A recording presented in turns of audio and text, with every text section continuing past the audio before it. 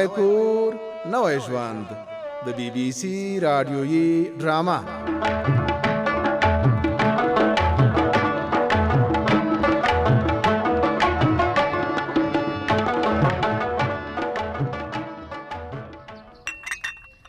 احمد را دې خوا که پیاله دی چې چای درته واچوم.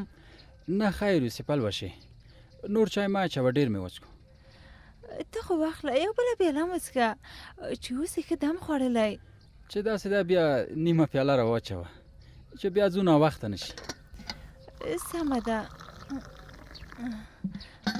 دغه د واخله. همدلته یې کښېږده. رښتیا تا تر اوسه ولې ځان نه دی تیار کړی؟ ما خو په ټلیفون کې درته وویل چې زه درپسې درځم او ته دې ځان تیار کړه چې بیا کور ته ځو. تا خو په ټلیفون کې وویل، خو زما زړه ته نه لوېده چې ته به ما پسې راشې. ولې دې زړه ته نه لوېده؟ ما خو څه دروغ درته نه ویل. ته لکه چې اوس هم زما په خبرو باور نه کوې. نه باور کوم، خو څه؟ ته لکه چې دلته د خپل پلار په کور کې خوشحاله یې او نه غواړې چې له ما سره کور ته لاړه شې، ځکه داسې بانې کوې. نه داسې خبره نه ده. نو بیا څه خبره ده؟ که ته خوشحاله وای چې له ما سره بیرته کور ته لاړه شې نو بیا به د وخته ځان تیار کړی و. خیر دی، اوس به دستي ځان تیار کړم. پلوشې دا څه موده چې د پلار په کور کې زما له زړه نه یوه شیبه هم نه یې وتلې، خو ته زما په فکر کې هېڅ نه یې. زړه دې نه کېږي چې زموږ کور ته راشي. ولې به مې زړه نه کېږي احمده؟ که زړه دې کېدای اوس په دې حال نه وې، د پلار په کور کې دې چاغه شوې هم یې.